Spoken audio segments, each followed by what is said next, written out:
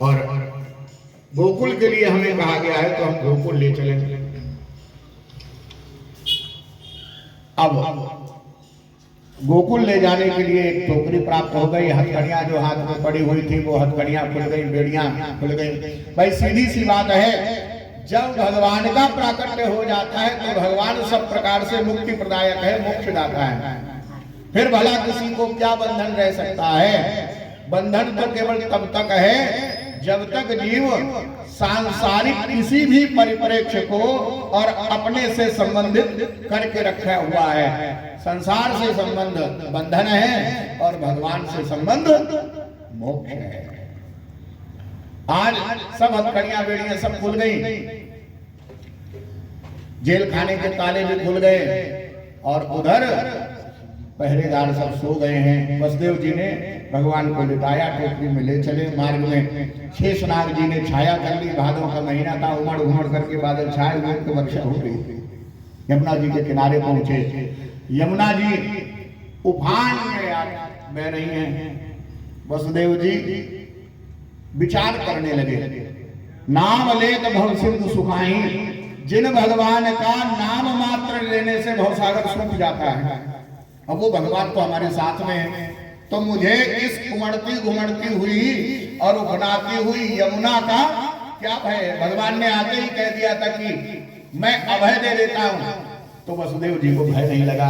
एक कदम आगे बढ़ाया और जैसे कदम बढ़ाया तो जल तो था ही, कमर से जल में चले गए।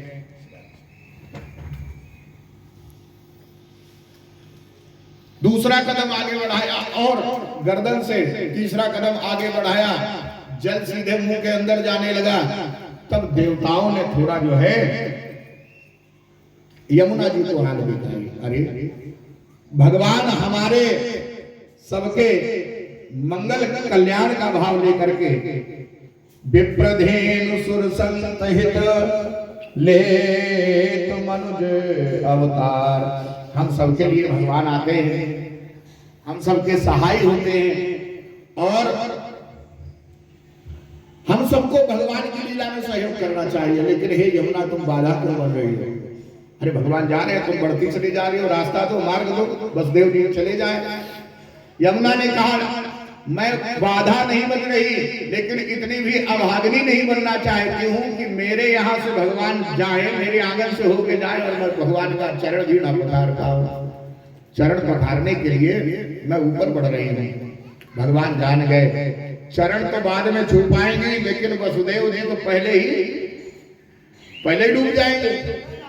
इसलिए भगवान ने यमुना मैया की इच्छा पूर्ति के लिए अपने चरण टोकरी से नीचे लटका दिए और जैसे ही यमुना जी ने चरण स्पर्श पाया, यमुना ने दीदा।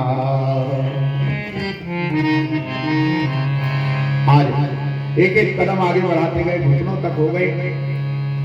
निशंक भाव से वसुदेव जी पहुंच गए हैं। जैसे जेल खाने के दरवाजे खुले पड़े थे, वैसे ही नंद भवन के दरवाजे खुले पड़े हैं। यशोदा मैया के समीप में भगवान की माया कन्या रूप में विराज रही है। उनको लेकर के वसुदेव जी आ गए, देव जी की गोद में डाल दिया।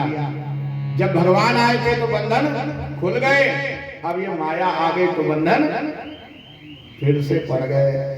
दरवाजे बंद हो गए, हाथों में हथकड़ियां बेड़ियां सब पड़ गई और जैसे ही कन्या आवाज करती है वैसे पहरेदार जग गए। पहरेदारों ने जाकर के कंस को सूचना प्रदान कर दी। बस कंस दौड़ता दौड़ता आया। हर बार जैसे प्रत्येक बच्चे का पैर खींच करके और पटक देता था, ऐसे ही उस कन्या का भी पैर पकड़ा। पैर पकड़ के जैसे पटकने लगा, वो कन्या हाथ से छूट गई। तधस्तात् समुत्पत्य देवी अंबरं गता, अदृश्य तानुजा विष्णु सायुधा अष्ट महाभुजा। अदृश्य तानुजा विष्णु सायुधा अष्ट महाभुजा।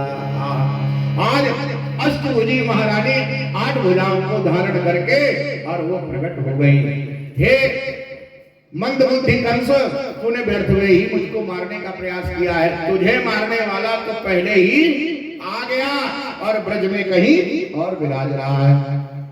इतना कह करके वहां से अदृश्य हुई हैं और वही वहां से ब्रज से अदृश्य हो करके और सीधे हम आप लोग जिस धाम में इस समय विराज रहे हैं यही माता विंध्यवासिनी के रूप में विराजी हैं। बोलिए श्री विंध्यवासिनी मैया की जय हो, अष्टभुजा महारानी की जय हो, काली माता की जय हो।